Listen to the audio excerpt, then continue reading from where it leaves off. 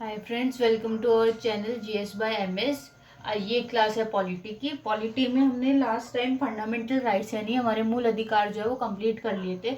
अब इसके बाद हमारा पार्ट 4 यानी भाग 4 शुरू हो जाता है। पार्ट 4 भाग 4 जो है वो शुरू हो जाता है।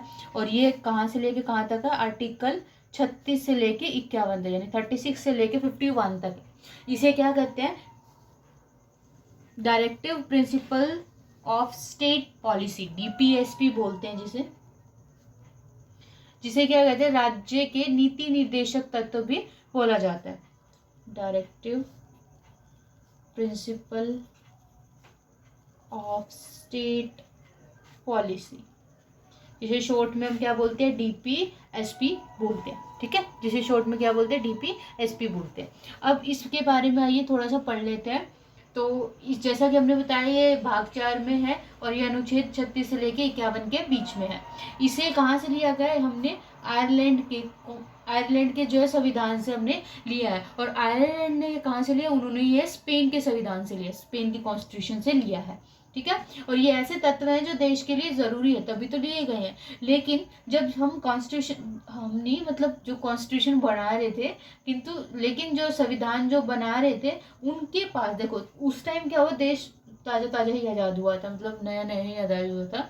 तो मूल अधिकार तो उन्होंने दे दिए कि कंपलसरी है, बट इसमें जो डीपीएस में कुछ ऐसी चीजें हैं जो उस टाइम मतलब वो नहीं अफोर्ड कर सकते थे। तो उनके धन का अभाव और संसाधन के अभाव के कारण तो जो उन्होंने जो चीज गवर्नमेंट उपलब्ध करा सकती है, जो नहीं करा सकती, उसका डिसीजन उन्होंने सरकार पर ही छोड़ दिया। यानी डीपीएसपी के तहत वो चीजें आती हैं जो सरकार की इच्छा पर निर्भर करती है, यानी सरकार की इच्छा पे डिपेंड करती है। तो इसी वजह से मतलब इसमें देखो मूल अधिकार में ऐसी चीज है कि अगर आपका उसका पालन नहीं हुआ तो डायरेक्ट सुप्रीम कोर्ट जाया जा सकता है कि हमारी इस चीज का पालन नहीं हुआ, ये हमारा मूल अधिकार था। लेकिन अगर गवर्नमेंट दे, इसमें क्या है? गवर्नमेंट की चॉइस है। उस अब इन्होंने दोनों को चॉइस दे दी।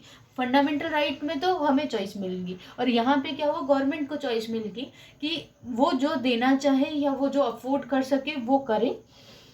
अपनी इच्छा से जो देना चाहे वो दे सकते हैं, लेकिन बाध्य नहीं है वो किसी चीज के लिए, और ना ही हम इन चीज के लिए न्यायालय जा सकते हैं। ठीक है, तो इसके लिए क्या है जो वहां नहीं जाया जा सकता। तो एक जो है केटी शाह है, केटी शाह ने उन्होंने क्या कहा? इसे एक ऐसा चेक बताया, डीपीएसपी को एक ऐसा चेक बताया जिसका भुगतान जो है वो बैंक अपने अकॉर्डिंग करेगी। मान लो एक तो हमें बैंक से लेने हो 20,000 रुपये, 10,000 रुपये, वो हमारे अकाउंट से निकल रहे हैं। ठीक है, तो बैंक हमें उन्हें दे देगा। जो बैंक के अकाउंट से निकल रहे हो सकता है वो मिनिमम भी दे और हो सकता है वो मैक्सिमम भी दे। तो वो बैंक पे डिपेंड करता है कि बैंक अगर बहुत ज़्यादा प्रॉफिट ले रहा है तो वो दे देगा, अगर वो नहीं ले रहा, वो खुद ही कटौती में है मतलब माइनस में है, तो वो क्या करेगा? वो सबसे कम चेक काट के देगा, 1 रुपये का, 2 रुपये का, इस हिसाब से। ठीक है, तो कहने का ये मतलब है कि ये खाली ऐसा ब्लैंक चेक है। ये केटी शाह ने कहा था कि जिसका भुगतान बैंक जो है वो अपनी मर्जी से करता है। और नीति निर्देशों का इनका उद्देश्य क्या था कि सामाजिक और जो आर्थिक लोकतंत्र है उनकी उसकी स्थापना करना इसका उद्देश्य था।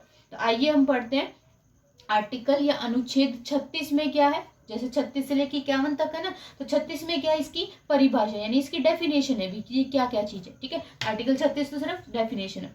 आर्टिकल 37 क्या कहता है? किसे न्यायालय यानी कोर्ट के द्वारा लागू नहीं किया जा सकता। तो इसके लिए जो है वो हम कोर्ट में नहीं जा सकते। ठीक है, तो इसके ये मतलब डिबेट लायक नहीं है, मतलब इस पे ये कम्प्लीटली जो है वो गवर्नमेंट पे डिपेंड करती है। वो देना चाहे तो दे दे, नहीं देना चाहे तो उनकी इच्छा है। ठीक है, इसके लिए मतलब गवर्नमेंट सॉरी हाँ कोर्ट में नहीं जाया जा सकता। ठीक है, आर्टिकल 38 क्या कहता है? 36 हो गया, 37 में डेफिनेशन यानी परिभाषा, 37 में हम न्यायालय में नहीं जा सकते। ये क्या कहता है कि लोक कल्याण के लिए है, यानी ये लोगों के कल्याण के लिए है। यानी जो सरकार है वो जनता का कल्याण करेगी इसके थ्रू। कैसे? जैसे राशन कार्ड वगैरह है, तो जो गरीब लोग हैं उनको वो सरकार जो है वो कम रेट पे या बहुत मिनिमल रेट पे या 1-2 रुपए के इस हिसाब से जो है उनको अनाज देती है। ठीक है, तो ये जो है ये राशन कार्ड है, तो ये जो है ये इसके तहत आता है 38 के तहत कि लोगों का जो है वो कल्याण करेगी। कौन करेगी? गवर्नमेंट करेगी। ठीक है, आर्टिकल 29 क्या 39 क्या कहता है कि जो एक सेम काम है, मतलब सेम काम के लिए सेम तनख्वाह रहेगी। मतलब ऐसा नहीं है कि जेंडर बेस्ड, मतलब गवर्नमेंट जो है वो अपनी ऑर्गेनाइजेशन में जो है वो मेल या फीमेल, स्त्री या पुरुष, इनकी उसके आधार पर वो है तनख्वाह कम ज़्यादा नहीं कर सकती। मतलब जिसकी जो बेसिक, कुछ बहुत से नहीं बट कई जगह ये चीज़ देखी जाती है कि जो फीमेल को उनको कम सैलरी दी जाती है, मेल को जो है वो ज़्यादा सैलरी दी जाती है। लेकिन गवर्नमेंट ऐसा नहीं कर सकती, उनको बराबर सैलरी देनी पड़ेगी मेल और फीमेल को। हालांकि वो इस चीज़ के लिए बाध्य नहीं है, वो चाहें तो दे सकते हैं, लेकिन आपने देखा होगा कि जो भारत में है वो फीमेल, मेल और फीमेल की बराबर सैलरी, अगर वो सेम पोस्ट पे है तो उनकी सेम सैलरी। ठीक है, कुछ कंडीशंस अलग हो जाती है जहाँ पे, जैसे दिल्ली में जो है वो अलाउंसेस ज़्यादा मिलते हैं क्योंकि वहाँ महंगाई ज़्यादा और शहरों के मुकाबले, तो वो चीज़ सेपरेट है। और वो भी दोनों के लिए, ऐसा नहीं कि वो एक के लिए। तो स्त्री पुरुष का वो फर्क, मतलब ऐसे कोई डिफरेंस नहीं होगा। ठीक है, तो ये क्या कहता है कि समान काम के लिए स्त्री पुरुष को समान वेतन या संसाधनों का उचित वितरण, यानी बराबर वितरण है। यानी कुछ भी यूज करेंगे तो ये डिस्क्रिमिनेशन नहीं होगा कि ये मेल है या ये फीमेल है। ठीक है, फिर इसी का एक पार्ट है ए, या क भी बोलते हैं उसे। ठीक है, ये क्या कह रहे हैं, निःशुल्क विधि कानूनी सहायता। निःशुल्क यानी कि निःशुल्क, अगर कोई अफोर्ड नहीं कर सकता है, मतलब कानून को, जैसे हर कोई यूं चाहता है कि वो अपना केस जीत जाए, राइट, वो हर कोई अपना केस जीतना चाहता है। तो अगर कोई अफोर्ड नहीं कर सकता तो उसे गवर्नमेंट जो है वो उसको सहायता देगी, फ्री में सहायता देगी। अगर कोई किसी के खिलाफ केस लड़ना चाहता है, उसके साथ गलत हुआ है, उसके पास इतने पैसे भी नहीं है, तो वो गवर्नमेंट के पास जा सकता है और गवर्नमेंट उसको फ्री सहायता देगी। और ये किसके तहत जुड़ा है, ये 42वें संशोधन, क्योंकि पहले तो सिर्फ 39 था, तो उसका एक पार्ट यानी फर्स्ट पार्ट कहाँ से जुड़ा, 42वें संशोधन के तहत जुड़ा। संशोधन के तहत कब जुड़ा, 1976 यानी 1976 में ये जुड़ा। ठीक है, अब आता है आर्टिकल 40। आर्टिकल 40 क्या कहते हैं, ग्राम पंचायतों का संगठन।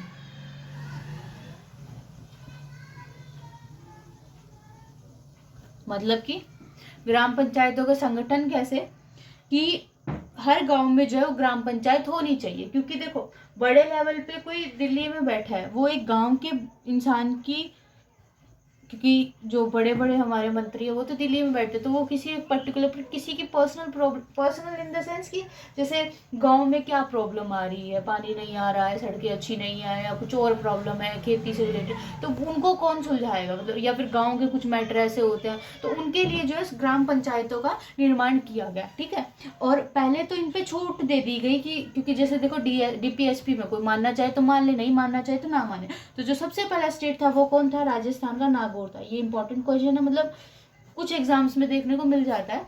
तो राजस्थान के नागौर में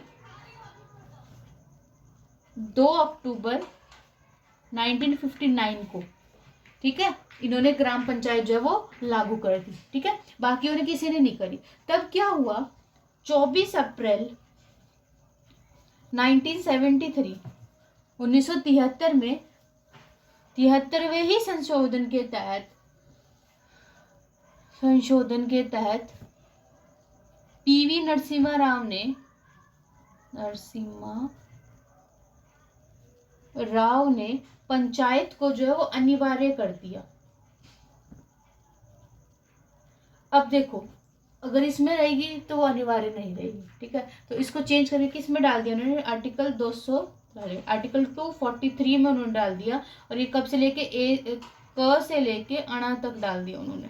ठीक है, इसमें ये पेस्ट कर दिया। और इसमें क्या है, देखो कुछ जिलों में क्या है, शहरी पंचायत भी है जहाँ गांव नहीं। अब दिल्ली है, जैसे दिल्ली में गांव तो है ही नहीं, तो कहाँ से ग्राम पंचायत आएगी, लेकिन वहाँ क्या है, शहरी पंचायत है। तो इन्होंने क्या किया, PV नरसिम्हा राव ने क्या किया, 24 अप्रैल 1973 को, क्योंकि यहाँ पे तो बाउंडेड है ही नहीं ना गवर्नमेंट, वो गवर्नमेंट की इच्छा है, पर वो कंपलसरी तो नहीं डाल सकते, जैसे राजस्थान ने अपनी मर्जी से लगानी चाहे तो, पर वो सब पे कंपल्शन तो नहीं कर सकते। इसलिए क्या हुआ, उन्होंने इसको शिफ्ट करके 243 आर्टिकल में कर दिया। ठीक है, तो आज की वीडियो हम इतनी ही रखते हैं।